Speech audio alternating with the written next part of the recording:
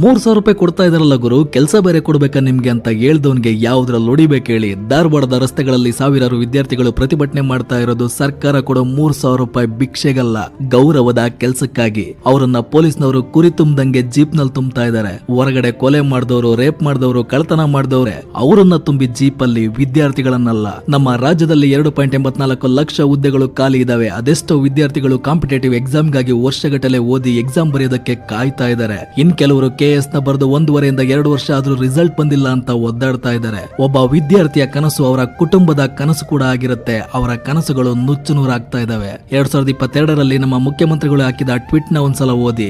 ಎಲ್ಲೋಯ್ತು sir ಈಗ ನಿಮ್ಮ ಹೋರಾಟ?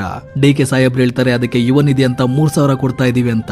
ಸರ್ ಅವ್ರಿಗೆ ನೀವು ಕೆಲಸ ಕೊಟ್ರೆ 30 ರಿಂದ 60 ಸಾವಿರ ಸಂಬಳ ಕೊಡಬೇಕಾಗತ್ತೆ. ಅದಕ್ಕೆ ನಾವು 3,000 ರೂಪಾಯಿ ಭಿಕ್ಷೆ ಹಾಕಿದ್ರೆ ಸುಮ್ನೆ ಆಗ್ಬಿಡ್ತಾರೆ ಅಂತ ಅನ್ಕೊಂಡಿದ್ರೆ ಅದು ನಿಮ್ಮ ತಪ್ಪು ಕಲ್ಪನೆ. ಪರಮೇಶ್ವರ್ ಸರ್ ಹೇಳ್ತಾರೆ ಅತಿ ಶೀಘ್ರದಲ್ಲೇ ಮಾಡ್ತೀವಿ ಅಂತ. ಅತಿ ಶೀಘ್ರ ಅಂದ್ರೆ ಯಾವಾಗ ಸರ್? 1 ವಾರನ, 1 ತಿಂಗಳ, 1 ವರ್ಷನ ಅಥವಾ 10 ವರ್ಷನ? ದಯವಿಟ್ಟು ಅತಿ ಶೀಘ್ರದಲ್ಲಿ ಅನ್ನೋ ಪದಕ್ಕೆ ಅವಮಾನ ಮಾಡಬೇಡಿ. ನೀವು ಇದೇ ರೀತಿ ಯುವಕರ ಧ್ವನಿಯನ್ನ ಕಡೆಗಣಿಸಿದ್ರೆ ನೇಪಾಳದಲ್ಲಾದಂತಹ ಕ್ರಾಂತಿ ಇಲ್ಲೂ ಕೂಡ ಆಗೋದ್ರಲ್ಲಿ ಅನುಮಾನನೇ ಇಲ್ಲ.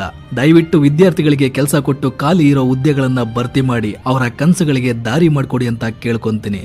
ಮತ್ತೆ ನೆಕ್ಸ್ಟ್ ವಿಡಿಯೋದಲ್ಲಿ ಸಿಗ್ತೀನಿ. Signing off, Chandru.